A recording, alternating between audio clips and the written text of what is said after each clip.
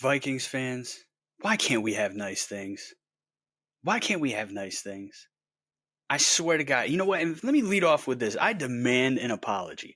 I demand an apology on behalf of JJ McCarthy from all these people out there, the local media people, a lot of you fans, possibly fans watching this show, the people like Dane Mizutani who came out after that Bengals game and said, Carson Wentz looked like an adult in the room. Carson Wentz looked like a professional. Did he look like a professional on Sunday against the Steelers? Did he look like a professional in Dublin? Did he look like an adult in the room? No. And it wasn't even his fault. I hate Carson Wentz. I've been a Carson Wentz hater since day one. And let me tell you, as much as I want to sit up here and take a victory lap on this guy being a bum, I can't. Because it's not even his fault. There's some, you get into the granular details. Some of it's his fault, sure. But by and large, it was not his fault that we lost that game. He's fairly low on the list of reasons that we lost that game. The biggest reason that we lost that game is the health of the offensive line. And you got people out there, fans and media people like Dane Mizutani, Matthew Collar, saying all this, insinuating that J.J. McCarthy is, if you're going to say, well, Carson Wentz looked like an adult in the room, what does that say? That says, oh, J.J. McCarthy looked like a child in the room.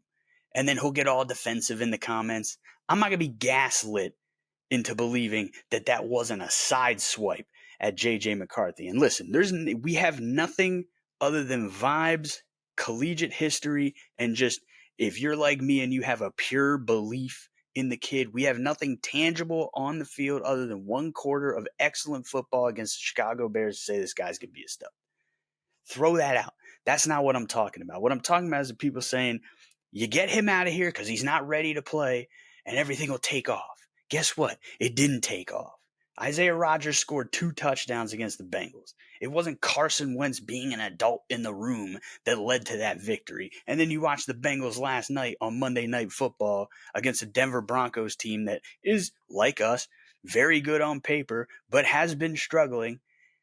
And they beat the crap out of them. The Bengals are not a real team. They are not a real test. You can't take anything away from that game. Okay, you blew out a bad team that has no will to live. Congratulations. So I don't want to hear this, J.J. McCarthy, he's not ready to play. We don't know if he's ready to play. He ain't going to do anything behind that offensive line, mixed with the play calling, all the 7-step drops. Carson Wentz ain't going to do anything in that situation. You could put prime Tom Brady back there, prime Peyton Manning back there. You could dig up Johnny Unitas, Otto Graham. You could put Y.A. Tittle back there. It ain't going to make a damn bit of difference behind that offensive line in its current state of health. And what bothers me the most about it is I've been screaming into the ether for 15 years. Fix the offensive line. Finally, we get Brian O'Neill in, just a stud technician. We get Christian Darrisaw in, a top 3 tackle in the league. You saw immediately how things shifted when he got back in there against the Bengals when they were mostly healthy, only missing Ryan Kelly with Michael Juergens stepping in there, having a pretty solid game with Don Jackson to his left, Will Fries to his right, the stud tackles. You don't really need to slide one direction or the other to protect. He played pretty well. The impact Darrisaw had was notable. And J.J. McCarthy has yet to start a game with Christian Darrisaw at left tackle. So we're finally getting healthy. We go into historic Croke Park in Dublin to play a Steelers team. Yeah, they were 2-1. But if you watched, I watched every snap of the Jets game. I watched every snap of the New England game. They weren't that impressive. Like, yeah, you got to deal with TJ Watt and Cam Hayward and Derek Harmon, and those are studs. But we got a mostly healthy offensive line, and Michael Juergens, again, played well. He played well with everyone around him. And then what happens? Ryan Kelly comes back, gets another concussion. Donovan Jackson out with the wrist surgery. Blake Brandel, he played well last year with Darrisaw to his left and Garrett Bradbury to his right. Now he's got Ryan Kelly there, but now Ryan Kelly's out and Juergens is back in. Now all of a sudden Juergens has a backup to his left. And then Brian O'Neill sprains his MCL. He comes out, which means we are subjected to Justin School. And let me tell you something about Justin School. There's a type of criminal, and I won't say what they are because I don't want to get demonetized, even though we're not even monetized yet. I don't want to get the video taken down. I don't want to be shadow banned, but there's a type of criminal that is not allowed within 100 yards of a school. And let me tell you this, Justin School should not be allowed within 100 yards of a football field because that dude sucks. He sucks. He's terrible. I don't care if the game's in the United States. I don't care if it's in Minnesota. I don't care if it's in Jacksonville. I don't care if it's in Los Angeles, Baltimore, Cleveland. I don't care if it's in Dublin. I don't care if it's in London. I don't care if it's in Tokyo. I don't care if it's on the goddamn moon. It don't make a damn bit of difference. Justin School is not a professional football player. I don't care what anyone has told me, tells you, tells anyone. We ain't dealing with it. We ain't dealing with it. Whoever said this dude is an upgrade over David Quessenberry, I don't know what they were smoking when they did the eval. But he ain't. He's a bum. And are we any more confident in Walter Rouse? And like Blake Brandel came out as a tackle. They kicked him inside the guard because he had trouble dealing with speed. If we had to put Blake Brandel at right tackle in for Brian O'Neill, maybe I could be comfortable with that. I'd be a lot more comfortable with that than Justin School. But we can't because Donovan Jackson's out with the wrist surgery, and now Kelly's out. We got to just assume Kelly probably ain't coming back this year. Maybe he will. I don't know. But 2 concussions in 3 weeks when he's got a history of concussions does not bode well. I wouldn't blame the man. He's made over $80 million in his career. He's well into his 30s. I would not blame Ryan Kelly if he just hung him up. And if he does want to come back and play and not go out like that, we can't assume he's coming back anytime soon. He certainly ain't playing in London against the Browns, who, by the way, you're going to have to deal with Myles Garrett, who can get pressure on the quarterback when he's getting triple teamed. And you got Mason Graham, who's going out there in games with a 43% pass rush win rate, where the league average is 8%. Dude is damn near 6x league average in pass rush win rate. And now we got to deal with that with Blake Brandel in next to Darisaw, but you got Michael Juergens at center, and now you got Justin School at right tackle. Come on, man. Why can't we have nice things? We had it. They finally, after 15 years, identified the fact that we need to be better on the interior of the offensive line. Gone are the days of having TJ Clemmings and Drew Samia and Oli Udoh and Dakota Dozier and Wyatt Davis and bums like this shuffled in and being sold to us as a starting level offensive lineman when they weren't even backup level. We finally got a kick-ass offensive line. We got meat in the trenches. We got nasty in the trenches. And what happens? They all get hurt. They all got hurt. What do we do to deserve this? Why do the football gods hate us? I don't understand. The only thing I could come up with is that if you're a fan of Greek mythology, you understand that the Greek gods were vengeful specifically toward humans that carried a hubris. Oh, I'm great at this. I may even be better than the gods. And then what do the gods do? They say, no, you're not. And they punish them repeatedly, brutally, over and over again. And that ain't us. I don't think Vikings fans anywhere have hubris. We go in expecting the worst. But Kevin O'Connell needs to look in the mirror. And let me preface this by saying I like Kevin O'Connell. I think Kevin O'Connell is a great head coach. It's a cliche, but he has built an excellent culture. And as cliche as it is, you usually will be better if you have a great culture. Sometimes you can get away with Bill Belichick running things with an iron fist, but even that, you could say it's a culture of winning. Everyone might not be happy all the time, but the culture was to win, to do your job, to do whatever is necessary to win the games. We have an excellent culture. The team never gives up. They fought back in that game. They were getting smoked the whole time. Aaron Rodgers is getting the ball out in 0.3 seconds. There's nothing they could do about it. He's a veteran. He's been around for 50 years. He's replacing the blitzer. He's getting the ball out. Guys are running after the catch. But they still fought back. But then what happens? The football gods say, the Steelers are doing everything they can to lose this game, but You haven't learned your lesson yet, so we're going to punish you.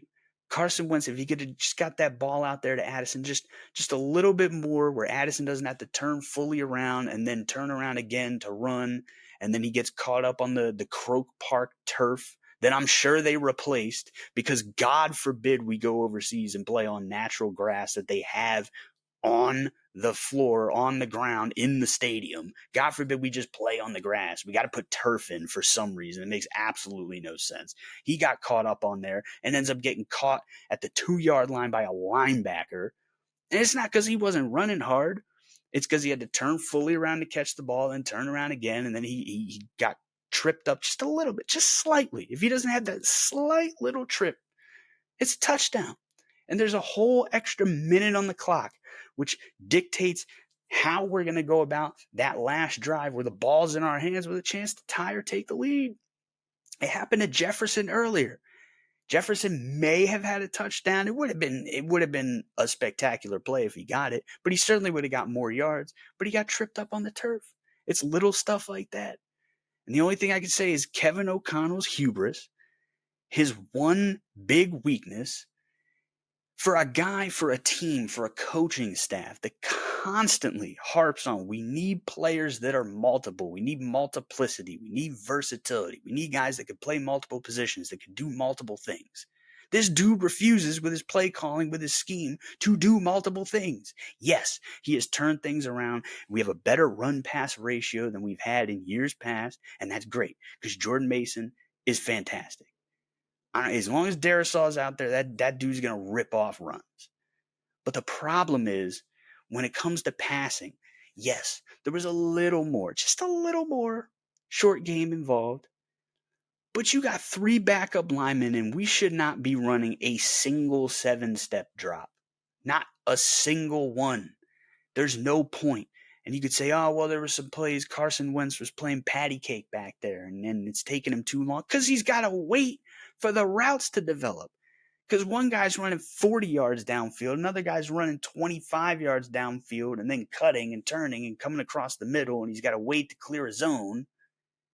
It takes too long. It's taking too long. When is the last time you've seen a Minnesota Viking run a slant route? When's the last time? I don't remember. But I'm sure it was with Mike Zimmer as a head coach. They don't run slants. Where's the slants? We can't get a slant route? Oh, it's too dangerous of a play. It's too bang, bang. A guy can get in there and the ball gets popped up and get intercepted. I don't care. I watched the Packers score touchdowns, multiple touchdowns, on slant routes at the goal line. Yes, Seattle ran a slant in the Super Bowl and it got picked off by Malcolm Butler, who had scouted this particular look, this particular play, and he was ready for it. And it was a historic moment. And good for him, good for the Patriots. That's all well and good. But you don't take the slant completely out of the playbook in any capacity. Your biggest weakness right now is you have Justin School taking starter snaps at tackle. You have a backup center in the game. You have a backup guard in the game. We cannot protect the quarterback. The Steelers had Cam Hayward, Derek Harmon, TJ Watt. That is, at the very least, at their absolute worst, a highly formidable front. They are going to get pressure on you even if you're at full strength. And we ain't nowhere near full strength. We got 3 out of 5 are backups. Stop running 7-step drops. Oh, it's my system. These young Wonder Boy OCs that become head coaches, come out of nowhere. The Kevin O'Connells, the Matt LaFleurs, the Zach Taylors, and this is a Vikings podcast. I'm not going to get into Zach Taylor. If you want to see me get into Zach Taylor, and when I say get into Zach Taylor, I mean lay into Zach Taylor. Tune into my other show, the Football Head Show, also on YouTube. But that's a quick little plug. But you get these guys in there, and they're so concerned with showing you how smart they are, how much of a genius they are. And people can clown Nick Sirianni all they want. Oh, he's a goof. He's a Super Bowl winning goof. And the thing that I went from, this guy's a bum, he ain't going to do anything. This guy, he's going to get washed out in a couple years. And like 4 or 5 games into his first season as head coach of the Philadelphia Eagles, who under his leadership have gone to 2 Super Bowls and won one and are currently the reigning, defending, undisputed champions of the football world. After like 5 games, he said, you know what? I can't manage the game effectively and call the plays. I'm going to give up play calling duties. There's no hubris there. There's no, I need to show you how smart I am. I need to show you I'm a genius. I'm a young genius. I'm changing the game. I got the system. Fuck your system. I don't give a damn about your system. You remember Brad Childress drafts Tavares Jackson, who was not built to run Brad Childress' system. He said, I'm gonna make him run my system. Tailor the system around the players.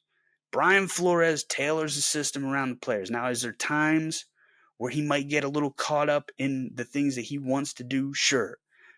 But he's built over 3 off seasons and 2 and change regular seasons what he wants to do and has built the roster up to do what he wants to do. It's not perfect all the time. But how many times with Brian Flores as DC have we been in a game where we haven't been in the game? As bad as things were with the offense for most of the game on Sunday in historic Croke Park in Dublin, they got back in it in the end. All it needed was a couple possessions to go right. Brian Flores, even when we were getting run down our throats against Atlanta, there was plenty of room to get back in that game. They held them to 5 field goals, and then the 1 touchdown the Falcons got, they let them walk in because at that point the clock was more important, and either way it was going to be a 2-possession game. But Brian Flores tailors his defense around the players and gives them autonomy within the system. Kevin O'Connell just runs his system. Oh, we got 3 backup linemen in. We got Justin School out there at right tackle. I don't care. We're running 7-step drops. We got to run my system. Throw a fucking slant, dog. It ain't rocket science. You're not a genius. No, there's no geniuses in football. It's football. You could be super smart about it. You could be smarter than everyone else. But I don't want to hear it. Like, you know who's a genius? Physicists.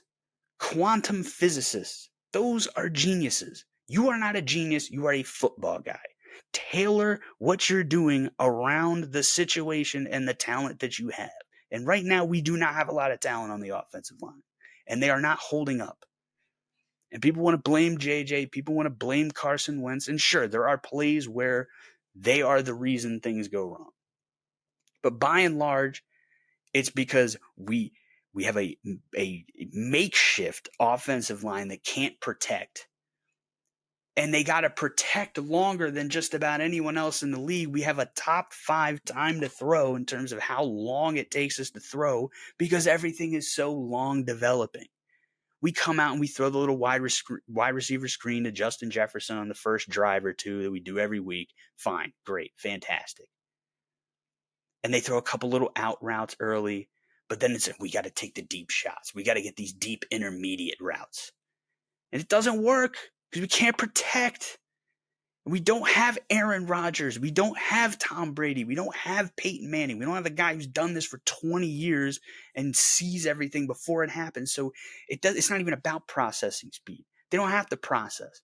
They step up to the line of scrimmage knowing what's going to happen, and they just execute.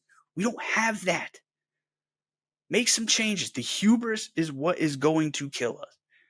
The offensive line situation is what it is. It is what it is. We'll get Don Jackson back after the bye. Brian O'Neill, it's an MCL sprain. He's week to week. At some point, he'll be back. Ryan Kelly, we just have to assume he'll be out. But they did fine against the Bengals. And yes, it's the Bengals, but they can hold up with Juergens at center. He's getting reps now. He's getting experience. The communication is going to get better. The chemistry is going to get better.